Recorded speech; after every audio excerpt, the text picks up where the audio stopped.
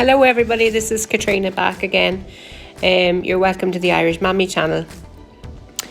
Today I was making Cowboy candy, so I said I might as well show everyone else how to make it as well. I will include the recipe in the description down below the video. So I had a bumper crop of jalapeños. I do make this every year. I absolutely love this. What's called Cowboy candy. It's a type of jalapeno relish, a nice sweet and obviously hot type of relish. So I'm starting off chopping up all the jalapenos. You can use any chilies you like in this. I suppose you probably could use green peppers as well to have it without the heat, but I don't see why you would. You really need the spice from the peppers in this as well. I definitely recommend wearing gloves for this job. Jalapenos might not seem to be that terribly spicy when you're only chopping 2 or 3, but when you're chopping a large amount like this, I definitely recommend using gloves because if you're not aware, the oils from the chilies do get on your fingers if you're not wearing gloves, and can burn any part of your body that you might touch afterwards up to 24 hours, and washing your hands won't even remove the oils. So yeah, best to wear gloves, because I mean, even you go to touch your eye, you could seriously burn your eye. So definitely recommend wearing gloves.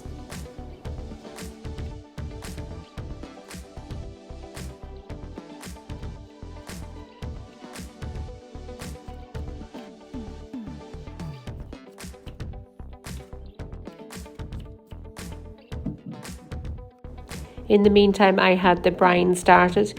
The recipe is down below, but basically I have vinegar, sugar, turmeric, celery seed and black pepper in this. You want to bring it up to the boil, and then we will be adding in our jalapenos, our sliced jalapenos.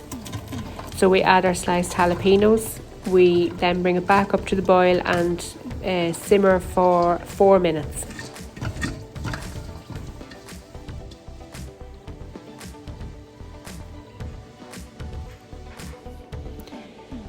Then I used a slotted spoon to put all the jalapenos into the jars. I use one of these funnels, which I find very handy for packing them into the jar. And I do pack them down quite tightly in the jar to get as much product in the jar as possible.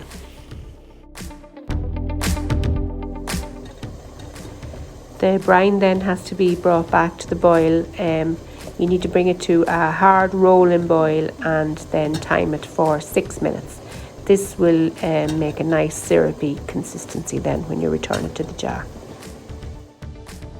We then top the jars up with the brine that we've just boiled to about 1/4 inch of headspace. Then debubble the jars to remove any air bubbles and top up again if necessary with brine to bring it back to the right height.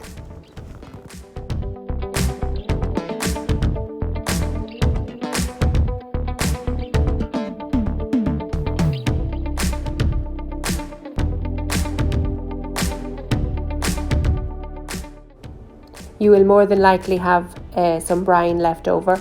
Definitely don't waste it. Just get another jar and add the brine on its own to the jar. This can be used for marinating any type of meat that you normally would marinate.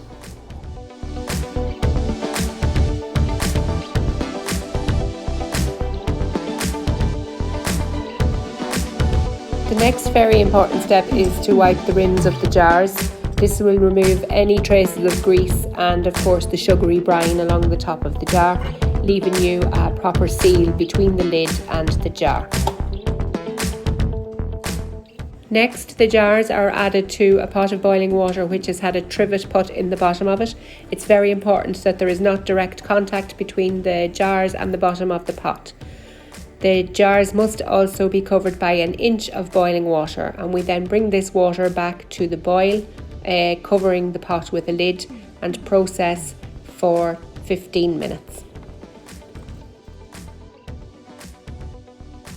And then allow the jars to cool completely before you move them, to store them on the shelf for at least 2 weeks before opening. My favourite way to eat these is on crackers with cream cheese, but they're also really good in burritos, tacos, fajitas, any Mexican style food. And if you enjoyed this video, I'd ask you to hit the thumbs up button down below, subscribe to the channel and hit the notification bell to be notified of new videos.